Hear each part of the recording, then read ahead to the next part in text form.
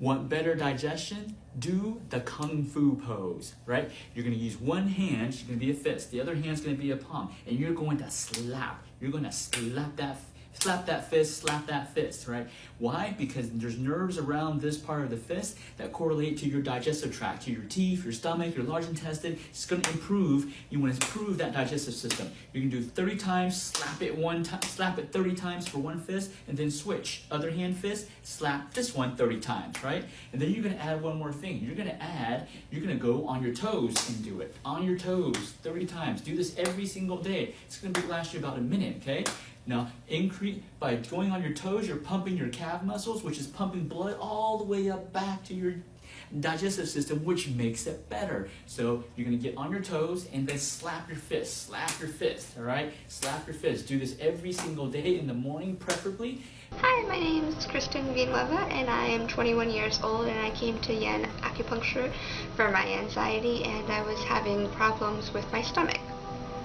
And I've been coming here about 2 months now, and it's really helped, and I'm a lot less bloated, and I don't have any problems with my digestion. So I would recommend him to anyone.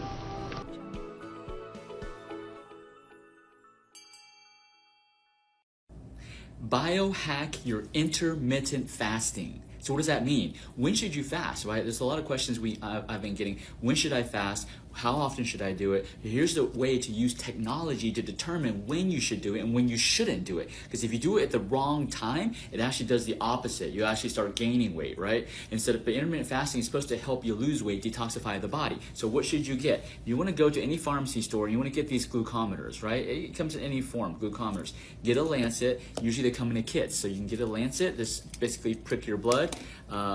And this is just, some glucose testing strips. What we're doing is we're testing your fasting blood sugar. So when you wake up in the morning, before you eat anything, you're gonna test your blood sugar, okay? So this is how you're gonna do it. You're gonna test your blood sugar, you prick your finger, you test your blood sugar, it takes about 5 seconds, and you're gonna look, does that number increase? Does that number, is it above 100 or below 100? I'm simplifying it, very simple right here, okay? Now, if it's above 100, then you should intermittent fast that day. So you can skip your breakfast and then you can eat your lunch, okay? You could eat a later lunch. That is what, if your blood sugar is above 100 in the morning. Now, if it's below 100, you don't want to fast, right? Because here's the problem. If it's below 100, let's say you test your blood sugar and it's like 80, and then you fast, which means you don't eat until your lunch. Well, guess what? Your blood sugar drops, because you're starving yourself, and then at lunch, a couple things happen. One, at lunch, you're ravenous, you're hungry, so you overeat, so you spike your blood sugar, right?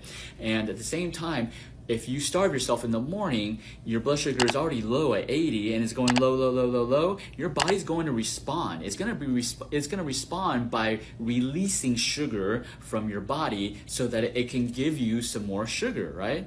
And so sometimes it spikes it even without you eating anything. Like you're fasting and it spikes it, right? So either way, both of those reasons, when it spikes it, that causes a big fluctuation. So you started off low and now you got a big fluctuation.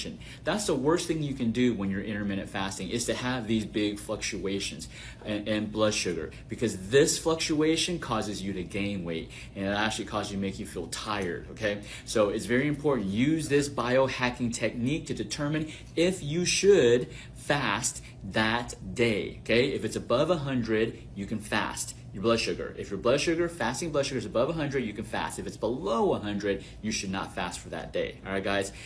Subscribe to my YouTube page to get more of these awesome biohacking tips on how to intermittent fast and also how to just improve your health overall.